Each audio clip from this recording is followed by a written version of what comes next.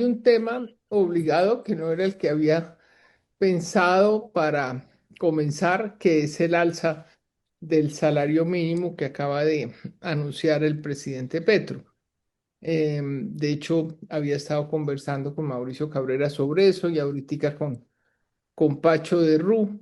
¿Tú qué opinas de ese aumento tan alto del mínimo y sobre todo del impacto que puede tener en la inflación, en el empleo, etcétera? Yo creo que el gobierno ha sido coherente con una política económica que ha mostrado resultados, resultados en cifras que están ahí a la luz de todos, de crecimiento económico, de inflación, de descenso del desempleo y sobre todo de una concepción que se ubica en un terreno de concepción sobre la economía. Evidentemente esta es una decisión que no dudo va a sumarse a todas las otras polémicas que ya hay en curso. Pero hasta ahora las alzas en el salario que se han producido anteriormente han mostrado resultados positivos. Y creo que en eso vale la pena eh, tomar las cosas con calma y discutirlas. A mi modo de ver, los vaticinios de que este gobierno iba a destruir la economía, que iba a destruir al empresariado, que iba a acabar con la propiedad privada, que iba a hacer el gobierno, que iba a traer a Colombia un modelo eh, estilo Venezuela, Cuba, Nicaragua, pues han sido vaticinios que están claramente controvertidos por la realidad Tiene como económica. hambre.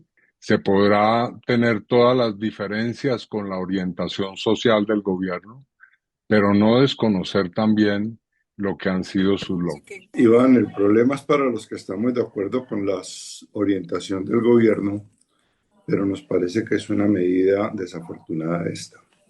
Yo llevo 30 o 40 años diciendo que el salario mínimo debe subir por encima de la inflación, inclusive por encima de la inflación más productividad. Y creo que lo que se logró en los años anteriores, subiendo 4 o 5 puntos por encima de la inflación, fue un logro importante, pero un choque a la economía de subir 5 veces el salario mínimo, el salario mínimo, subirlo 5 veces la inflación, creo que es un choque demasiado fuerte. No es una crítica a la concepción. El gobierno siempre ha dicho que el salario mínimo no solamente es un costo, sino también es una cosa para que incentiva la demanda. Pero en un contexto de revaluación del peso, de auge de la robotización, de la ingeniería, de la inteligencia artificial, va a ser y con auge de las importaciones, va a ser un golpe muy duro para la producción nacional. Las grandes empresas no lo van a sentir porque no pagan salario mínimo, pero sí están en plan de cada vez de mecanizar más. El impacto para las pequeñas y medianas empresas en empleo va a ser duro, se va a destruir empleo esta vez. De nuevo, no es por el concepto ideológico de que suba más que la inflación, eso debe subir más que la inflación, pero en economía es cuestión de grados. Y yo creo sinceramente que aquí se le fue la mano al gobierno.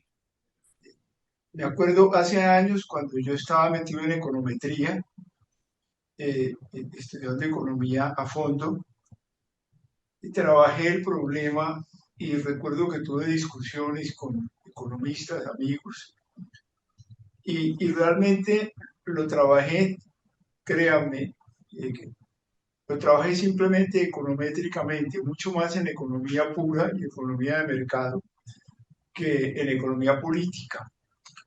Imagínense ustedes un escenario cartesiano en que ustedes ponen en una parte el salario mínimo y en otra parte ponen el número de empleados en Colombia, la población económicamente activa, o sea, la gente que está trabajando, más la gente que está buscando empleo.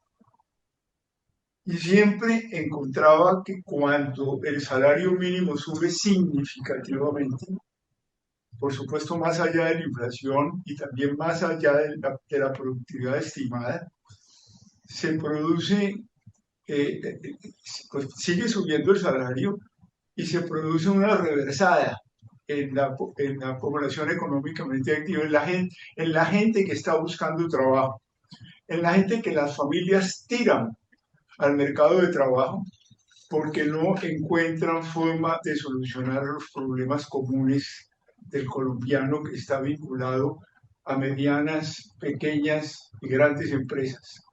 Eh, y por eso se disminuye el desempleo, porque es mucho menos la gente que sale a buscar trabajo. Las familias pueden eh, eh, reversar, sacar del mercado de trabajo personas que se necesita, que están estudiando y que se ocupan de otras labores. Eso se puede medir efectivamente. Por otra parte, es obvio, eso se ha mostrado que se empuja seriamente la demanda agregada y paradójicamente tiene efectos en la productividad, porque las empresas se ven obligadas a generar eh, con un empleo mucho más eficiente, no necesariamente aumentando los días y las horas de trabajo, sino siendo mucho más eficientes en la forma como se trabaja, lo cual implica también la incorporación de elementos tecnológicos. Eh, eh, lo traigo porque el asunto no es tan simple y efectivamente el efecto de la vez pasada produjo un incremento de la demanda agregada sensible y, y, y sobre todo una activación de la demanda sobre los bienes finales de la economía, que es muy importante porque obliga a traer capital que está sobre los sectores eh, sobre los sectores incentivo en capital hacia los sectores de la economía que producen ya los bienes finales, porque hay una demanda que lo está esperando. Yo plantearía la discusión allí. No conocía la cifra, me la acaba de dar Patricia. Sí, me sorprendió el número, pero yo no soy tan pesimista en esperar que eso va a producir un efecto hacia atrás. Los niveles de desigualdad en Colombia pues, son impresionantes y estoy convencido que eso ha frenado enormemente las posibilidades económicas del país. Acabo de oír a Pacho como si fuera un máster en economía y no le voy a discutir. Es Buen doctor en doctor en economía. economía. Sí, tiene más cartones que un tugurio, yo sé eso, yo sé eso. No ha hecho sino estudiar toda su vida, y eso lo sé.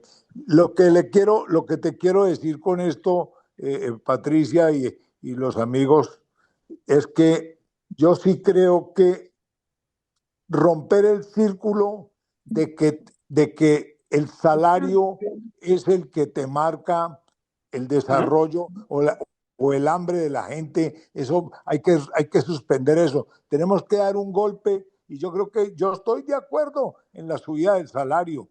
Yo estoy de acuerdo, ¿por qué? Porque los empresarios tenemos que buscar economías por otro lado y no por la cuerda más delgada que es la mano de obra. En respecto a los empresarios, la mano de obra hay que eh, darle mucho más valor de lo que le damos. Nosotros en Colombia no valoramos mucho la mano de obra. Nos acostumbramos a que se paga lo del salario mínimo y no lo que creemos que podemos pagar.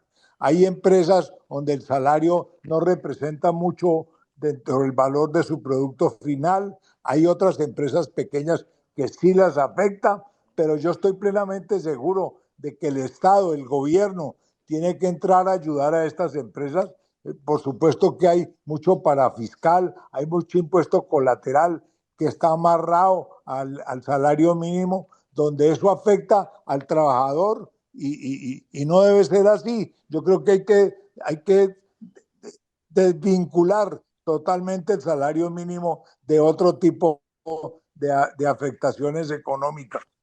¿Alguien más quiere preguntarle a Iván algo sobre ese tema o pasamos a otros temas? Patricia, si me permites un comentario rápido. Claro que sí. Em, Simplemente, pues, em, escuchando con mucha atención a Mauricio, em, efectivamente estamos ante una situación que es inédita, que puede tener unas consecuencias que bien vale la pena que sopesemos. Hasta ahora, esa orientación, como bien lo decía el propio Mauricio, se ha mostrado positiva y exitosa. Vamos a ver si este salto que se ha dado eh, va en la misma dirección, pero en todo caso, el llamado que hace Mauricio a tener en cuenta las consecuencias para la pequeña y la mediana empresa me parece válido. Creo que es allí donde ahora hay que enfocar un poco también la atención y buscar, como se discutió ya en el Congreso, con relación a distintos de estos procesos de ley de financiamiento y de discusión de reforma tributaria, cómo podríamos buscar que la pequeña y la mediana empresa tenga una situación diferente. En lo que atañe a las grandes empresas, allí están los resultados que han sido conocidos en torno a resultados muy positivos y de ganancias para por lo menos las 1.000 más grandes y significativas de ellas. Yo coincido con mi tocayo Mauricio Cabrera y creo que este aumento es excesivo, creo que va a ser muy nocivo, muy perjudicial, paradójicamente para los menos favorecidos, que son los desempleados y los informales. Los desempleados no van a conseguir un trabajo con ese salario mínimo tan alto, mucho más allá de las capacidades que tiene la economía de pagar esos salarios. Todos quisiéramos que pudiesen pagarse salarios más altos. Sabemos que el mínimo realmente es muy poco, pero desafortunadamente la economía, que en un 80% está compuesta por empresas pequeñas, micro y algunas medianas, no tienen la capacidad de pagar esos salarios, lo cual va a impedir la formalización de los informales, va a impedir la generación de nuevo empleo y va a llevar a la informalización de muchos formales. En el mejor de los casos, yo personalmente creo que va a producir quiebras en empresas micro y pequeñas que no tienen esa capacidad de asumir ese costo excesivo. Creo que por otro lado, como lo comentó Mauricio, va a producir inflación y esa inflación va a restar la capacidad adquisitiva que supuestamente se va a ganar con ese aumento del salario mínimo y algo adicional que va a perjudicar a todos, pero que golpea particularmente a las clases más necesitadas, que es muy probablemente un alza en el costo del dinero en la lucha del Banco Central contra la inflación, que seguramente va a aumentar. Entonces yo creo que desafortunadamente el impacto que va a tener es muy negativo y muy preocupante y yo creo que pues el próximo gobierno tendrá un reto inmenso para revertir el impacto negativo y será una tarea primordial, prioritaria de nuevo gobierno. Yo creo que se va a reversar la buena tendencia que había en materia de empleo y una inflación relativamente controlada.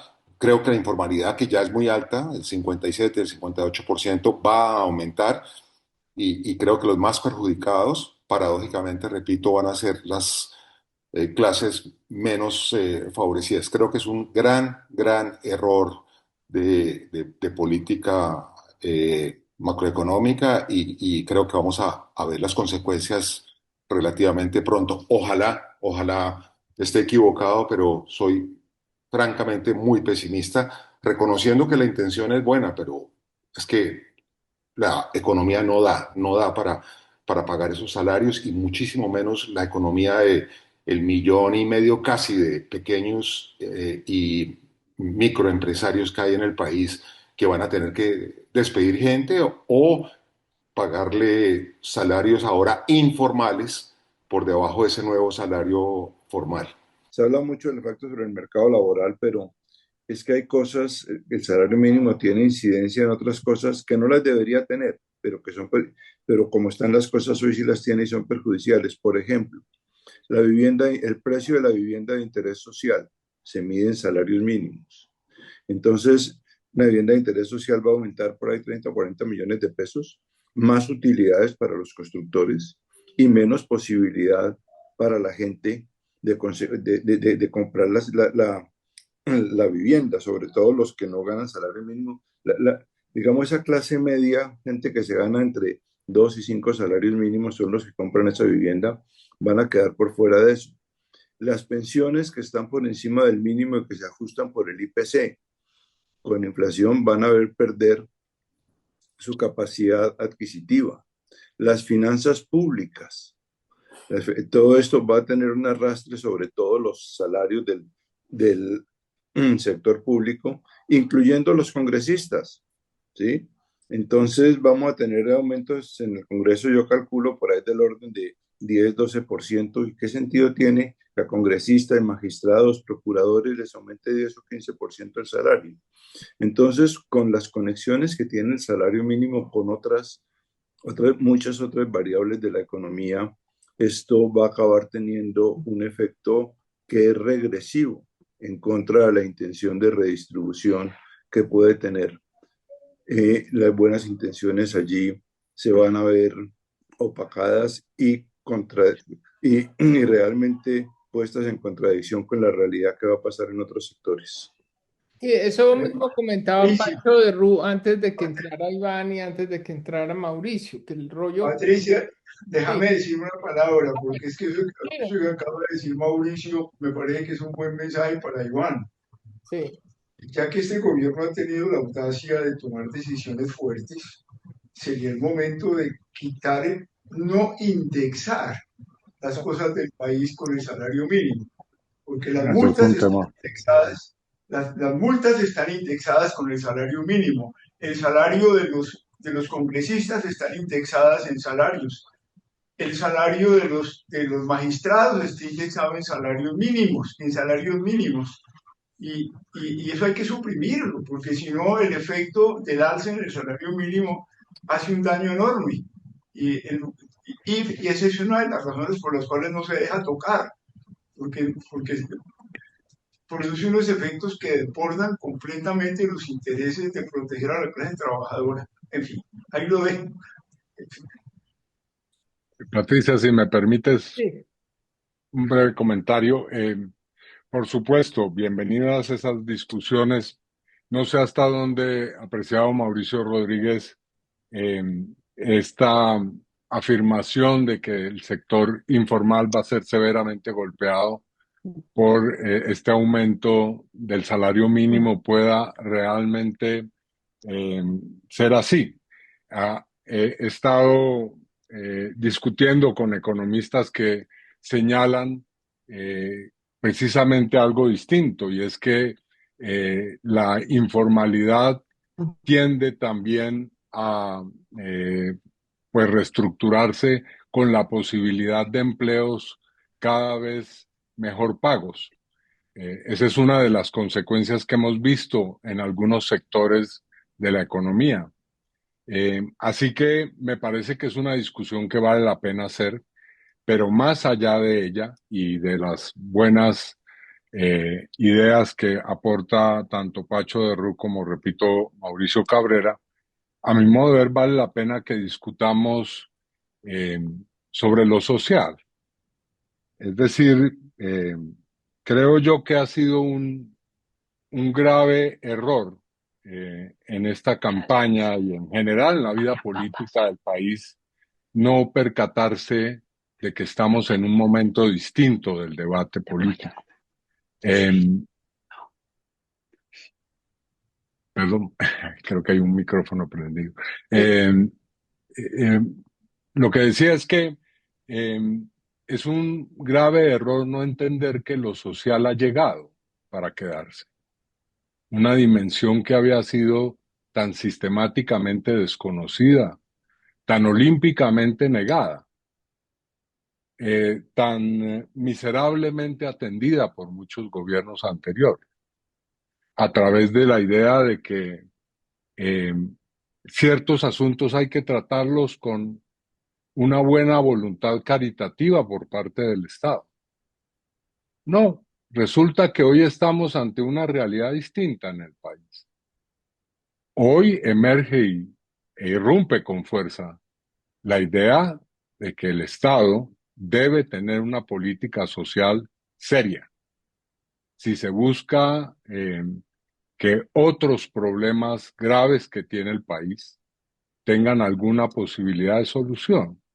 Y eso, creo yo, es meritorio de este gobierno, que lo ha planteado en toda su agudeza y que ha comenzado a convertirlo en realidad, no a través de subsidios, no a través de simplemente eh, paños de agua tibia, sino de políticas que tienen una marca estructural.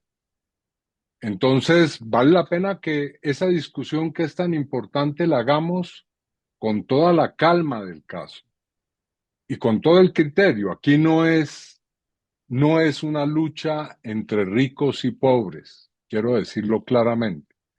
Es que la prosperidad de una nación se logra cuando se elimina la pobreza, cuando hay menos pobres, cuando logramos que haya territorios menos excluidos, más integrados al país. Entonces, esa es la discusión que subyace a esto. Bueno, podemos discutir si la medida que ha tomado hoy el gobierno y el presidente es una medida que es exagerada. Yo no diría irresponsable, exagerada.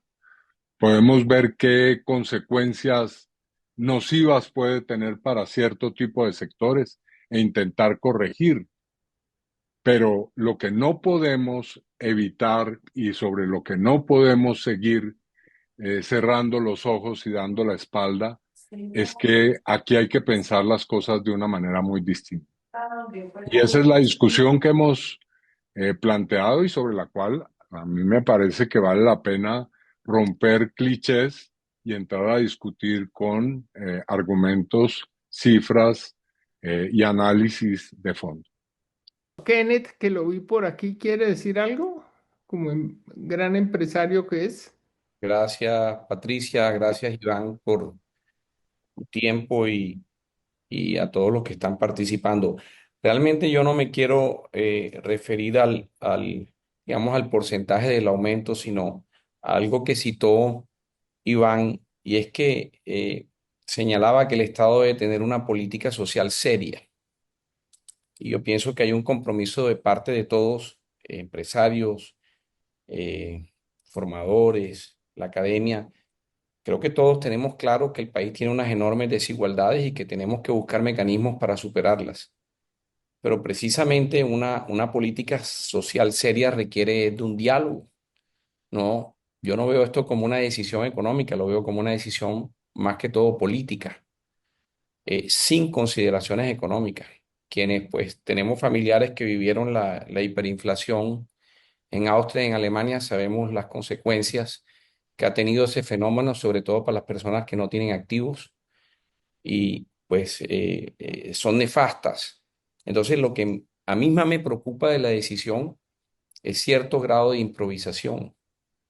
Si esta propuesta supera incluso la que trajeron o llevaron los sindicatos a la mesa, ya eso nos da una señal de que aquí no hay un diálogo, no hay una búsqueda, una concertación, no hay una búsqueda de buscar soluciones de manera conjunta. Y esto tiene una consecuencia sobre las expectativas, que es lo más crítico, porque entonces uno lo que siente es que es una señal de desinstitucionalización, de que unas instituciones que se crearon para tratar de buscar soluciones han perdido la capacidad, de alguna manera, de resolver este tipo de situaciones para buscar soluciones más armónicas y consensuadas. Entonces, la impresión que yo tengo es que esto fue una carta más de orden político, electoral a lo mejor, que digamos, de un razonamiento económico. Y esto realmente no favorece la institucionalización de políticas sociales.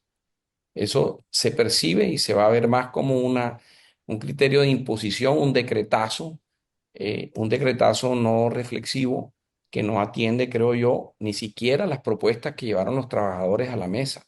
Yo creo que esto debe invitarnos a una profunda reflexión más allá del debate político, y pensar qué genera todo una decisión de este orden que coincide con otras de orden político, frente a la Constitución, etcétera, que están generando un ambiente de inestabilidad. Yo no lo veo favorable para la economía del país, para la estabilidad del país. Conozco de cerca, por ejemplo, los proyectos de vivienda de interés social, que alguien citó ahora que los inversionistas se van a enriquecer. No, es muy posible que muchas personas desistan, como le ha tocado desistir a miles de familias de bajos ingresos del acceso a esa vivienda de interés social, que hoy en día la está comprando el estrato 3 y 4 más que el uno y 2 porque pues los subsidios no han llegado o se quedaron a mitad de camino. Entonces yo creo que ahí se requiere una reflexión más profunda. Aquí no debemos estar, digamos, enfrascándonos en si es el 23/7 o el 22 o el 21, sino la pérdida de esa institucionalidad necesaria para buscar políticas concertadas que nos permiten a nosotros tener un ambiente de expectativas que facilite el desarrollo de una economía, de un capitalismo pues mucho más consciente de la perspectiva social inquietud y preocupación que creo que todos compartimos y que pues Iván es uno de los abanderados con sus propuestas. Entonces creo que ese es el enfoque desde donde yo lo veo más que ahora el caso particular de la empresa nuestra, porque pues no viene al caso, sino más bien una preocupación del orden, sobre todo de las personas que están en condiciones más desfavorecidas en el país. Yo creo que ese es el tema más crítico y yo sí creo que esto puede tener unas consecuencias eh, inesperadas que van más allá digamos, del beneficio de corto plazo, porque aquí habían unas reglas de juego que se sustentaban desde el punto de vista, diría yo, que legal, en unos indicadores que compensaban la inflación y unos términos de productividad. Entonces la pregunta es, ¿este aumento responde a lo que el país tradicionalmente venía utilizando como mecanismo de regulación? Yo no estoy en contra de que un gobierno impulse unos aumentos muy por encima de la inflación. Lo que no me parece favorable es la manera como ha sucedido y que se haya perdido esa institucionalidad. De hecho, FENALCO se retiró de la mesa antes de iniciar el debate. Ellas son señales que nos dan, o sea, Iván lo decía al principio, hay una polarización, unos ataques, algo que está afectando el diálogo, pues eso también viene a través, o se articula hasta a través de este tipo de discusiones o de decisiones como la que tomó el gobierno. Eso es lo que quería aportarle al debate. Gracias, Patricia, por la oportunidad y gracias, Iván. Gracias. Patricia, ¿me permites un comentario? Me disculpas Claro que que tenga que estar interviniendo, pero es que me temo que después los argumentos se vayan sí. perdiendo. Bueno, podemos discutir qué tan eh, inclinada hacia el propósito electoral es la decisión. Eh, el gobierno fue duramente criticado en su momento y también se le acusó de buscar de manera eh, oportunista, digámoslo de alguna manera, eh, objetivos políticos cuando comenzó a plantear que el incremento del salario mínimo debería ser por encima de la inflación. Eh, y esa es una discusión que hemos tenido en todos estos años. Podemos seguirla dando con el mayor gusto, pero rescato de lo que dice Kenneth, lo del diálogo. Yo soy un firme convencido de ello. Eh, y creo que voy a decir lo que considero es uno de los logros más importantes de este gobierno. El dato de la Agencia Nacional de Tierras es que 282.000 hectáreas fueron compradas a, pues, personas que tienen importantes dominios y propiedades, es decir, podríamos decir terratenientes. 282.000 hectáreas que han pasado a ser hoy propiedad campesina. ¿Por qué traigo a colación esto? Porque es un hecho histórico que en Colombia haya comenzado un proceso de reforma agraria sobre la base de que el Estado le compra las tierras a los terratenientes y se la entrega a los campesinos. Es decir, que es posible una reforma agraria incruenta, sin una sola gota de sangre. Es un precedente histórico de la mayor relevancia en este país. Un hecho que además no entiendo por qué no se pone en discusión social, porque ese no es objeto de que alguien le llame la atención. No 10, no 15.000 hectáreas, no. Cientos de miles de hectáreas se le han comprado a quienes las tienen. Estos las han vendido a un precio de mercado y eso ha pasado a manos de los campesinos. ¿Qué demuestra eso? Que se puede efectivamente llegar a acuerdos, que se puede llegar a tramitar el problema que ha dado origen a 70 años de violencia en nuestro país de una manera incruenta. Y ese es un comienzo, bueno, diálogo, yo diría algo más, de concertación social.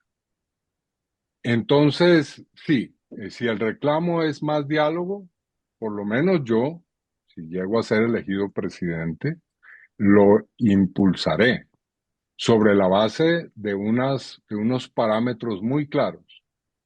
Es decir, no una conversación, no una charla amable pero inútil, no. Un diálogo social que tenga un propósito muy claro. Y creo que eso ha dado en este gobierno resultados como el que acabo de mencionar.